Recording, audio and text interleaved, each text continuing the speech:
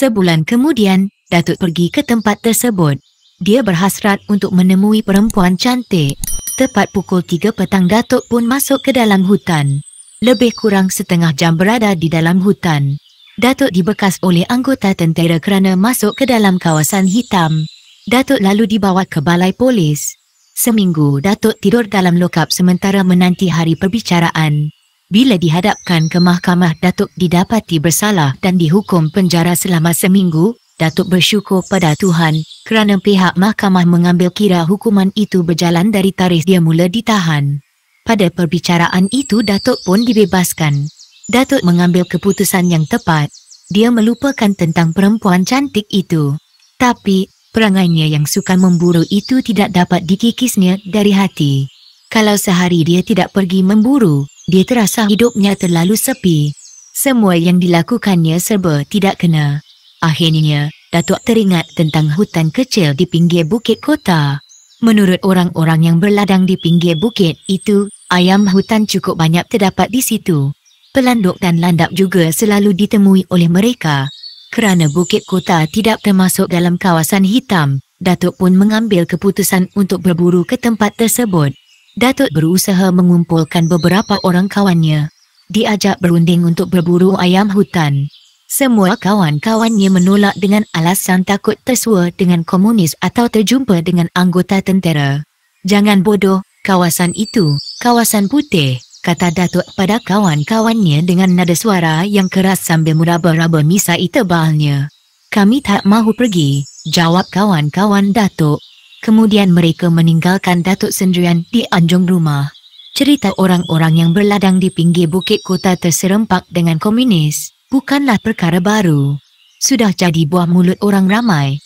Sudah sampai ke pengetahuan ketua kampung kota dan penghulu. Sudah pun dilaporkan kepada pihak polis.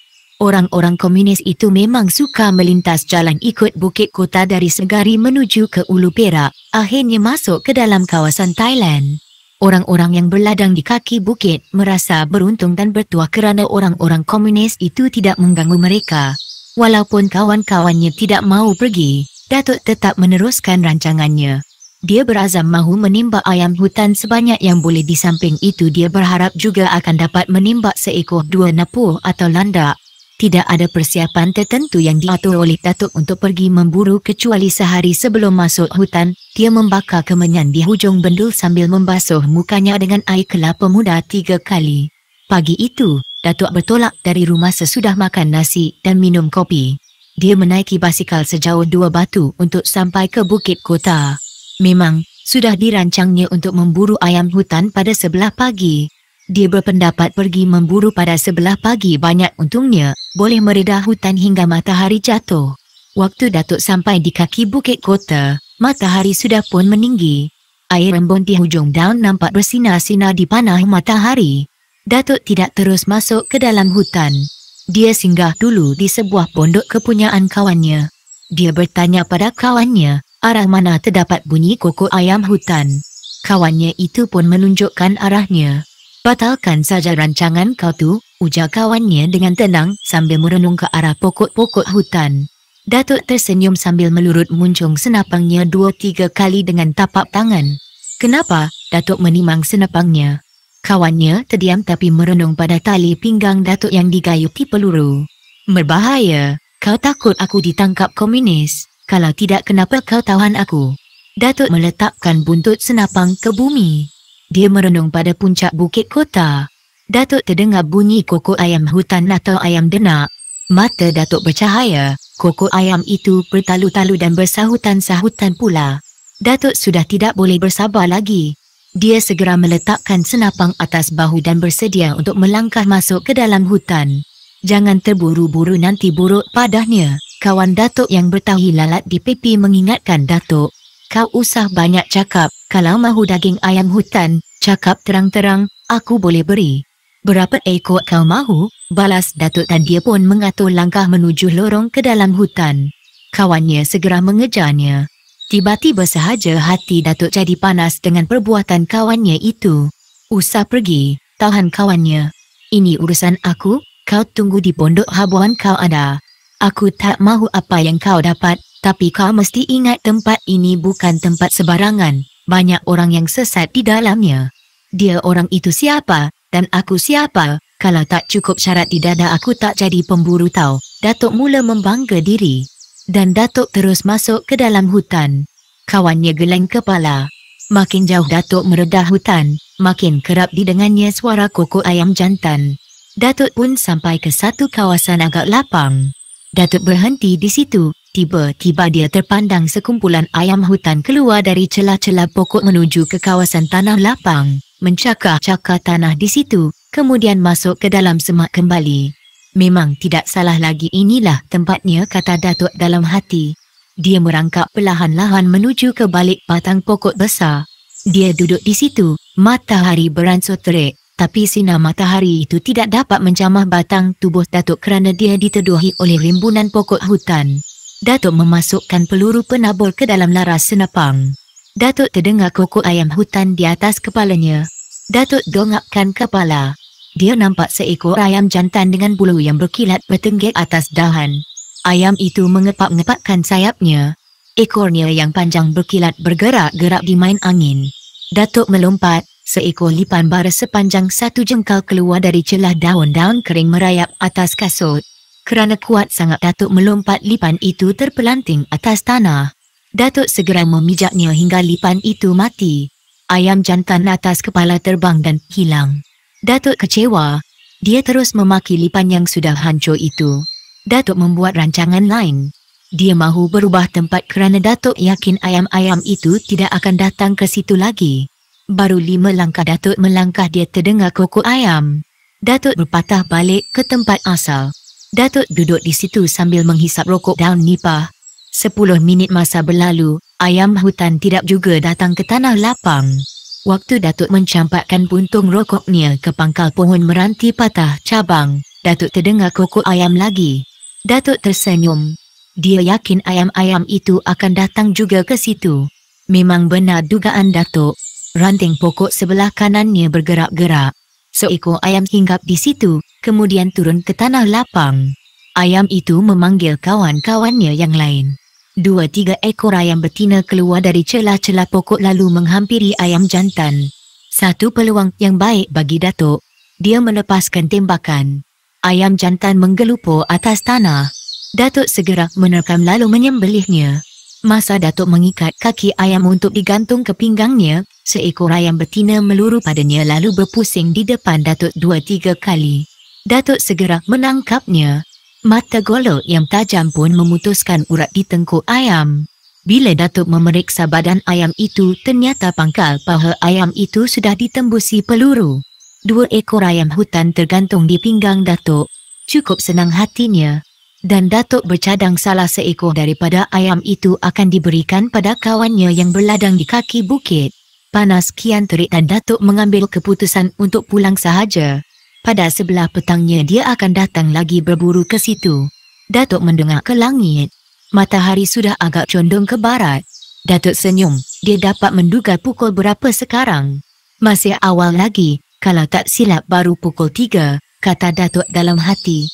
Dengan cara mendadak sahaja dia membatalkan rancangannya untuk pulang.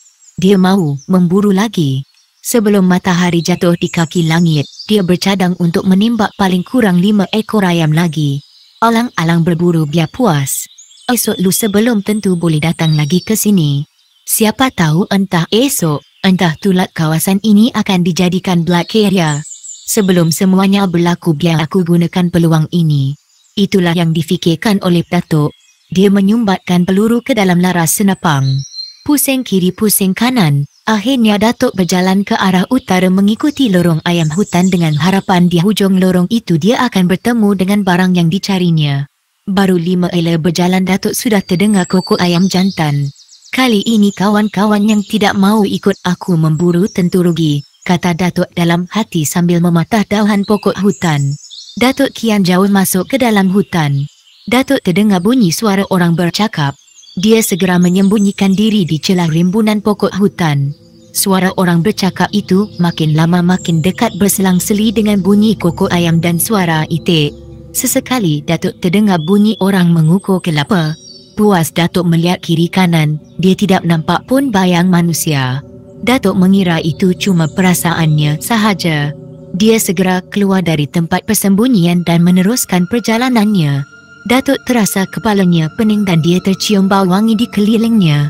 Dia menduga penunggu Bukit Kota mahu menguji dirinya. Cepat-cepat Datuk membaca sesuatu, tetapi bau wangi itu semakin kuat datang. Kepalanya terasa berdenyut-denyut. Ganjil, kata Datuk sambil mengaru tanah. Dengan hujung goloknya Datuk membuat garisan 3 segi di muka bumi. Tepi hujung garisan itu dipacaknya dengan ranting kayu. Mulut Datuk terus membaca sesuatu dengan tenang.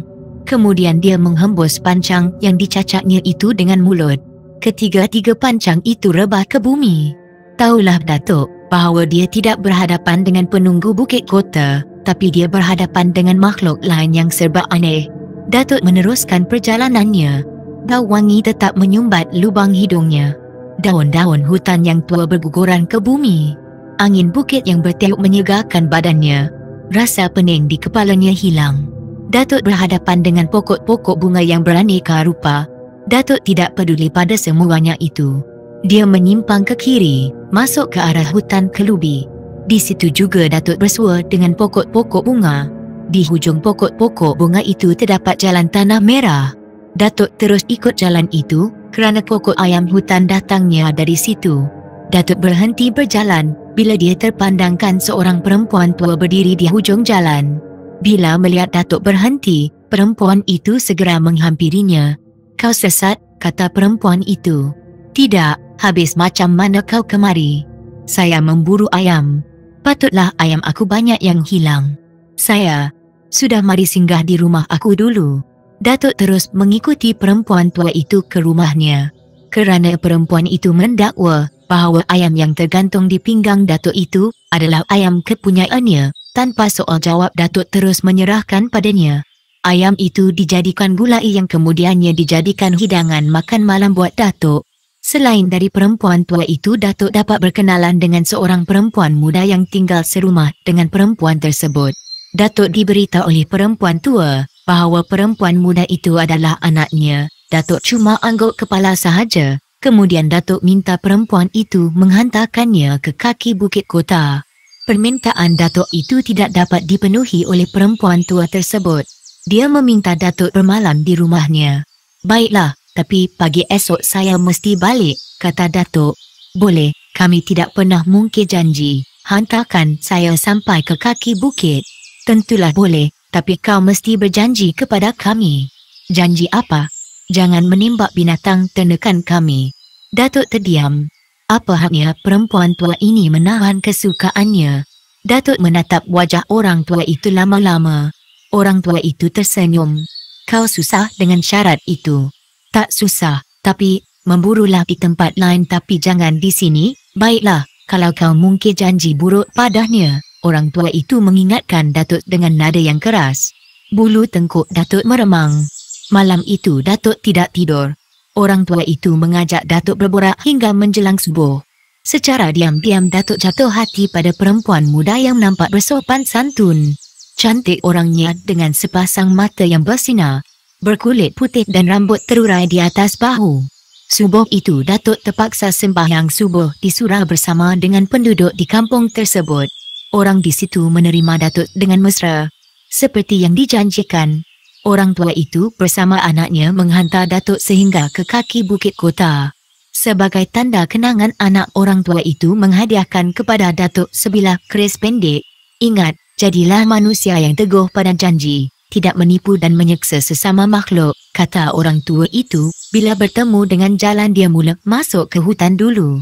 Kalau mahu ayam minta pada kami, jangan menembaknya atau mencurinya," sambung perempuan tua itu. Datuk mengangguk kepala sambil menoleh ke kanan. Bila Datuk menoleh ke kiri semula, perempuan tua dan anaknya hilang. Datuk pulang tanpa ayam hutan tapi membawa keris pendek yang terpaksa diusap dengan kemenyan setiap malam Jumaat. Itu pesan perempuan tua yang mesti dipatuhinya. Tapi setiap kali keris itu diusap, anak pada perempuan tua itu akan menjelma. Satu perkara yang tidak disenangi oleh Datuk. Lantas Datuk mengambil keputusan untuk memulangkan keris itu. Dia pun pergi ke Bukit Kota. Satu hari satu malam dia berada di situ. Dia tidak juga bertemu rumah perempuan tua itu. Tempat yang ditandanya dulu, ternyata hutan besar yang menakutkan dan penuh dengan pokok-pokok besar dan akar kayu berjuntaian. Dari kawan Datuk yang membuat pondok di kaki bukit kota, Datuk mendapat tahu bahawa kampung yang dimasukinya dulu ialah kampung orang Bunyan. Dan Datuk terjumlah pada orang yang beruntung, kerana orang Bunyan itu berkenan padanya, kerana itu dia dilayan. Kalau orang Bunyan tidak berkenan, sudah pasti Datuk sesat di dalam hutan berbulan-bulan. Walaupun begitu, Datuk masih dapat menjalinkan silaturahimnya dengan orang Bunyan dengan baik. Malah dia telah dikira sebagai salah seorang anggota orang Bunyan. Datuk mendapat tahu semuanya ini menerusi anak perempuan orang tua melalui keris pendek yang diusapnya pada tiap-tiap malam Jumaat. Ingat, buat baik sesama manusia, jangan tamak dalam hidup, bersihkan diri dari perasaan hasad dan dengki, kata perempuan tua itu pada Datuk pada suatu malam. Saya tahu, jawab Datuk. Kemudian perempuan itu menghilangkan diri di tengah-tengah bau kemeyan yang semerbak. 2 minggu kemudian, Datuk menghilangkan diri selama seminggu. Seluruh anak buahnya jadi gempa. Masuk minggu yang kedua, Datuk pulang dan memberitahu nenek bahawa dia telah berkahwin dengan orang Bunyan. Nenek terdiam, tidak memberikan sebarang komen.